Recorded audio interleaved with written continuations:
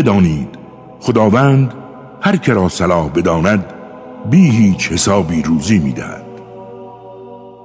و کسانی که به حقایق کافر شدند عملکردشان چون سرابی در بیابان است. تشنه آن را آبی زلال تصور می کند، اما هنگامی که به آن می رسد چیزی نمی بیند جز خدایی که در برابرش است و او هم جزایش را به تمام می دهد. بدانید که خداوند سریعا حسابها را پرداخت می نماید.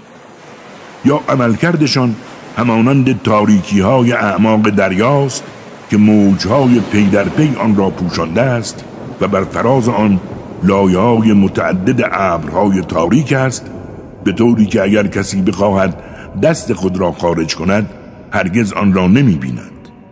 آری، کسی که خدا نوری برای او قرار نداده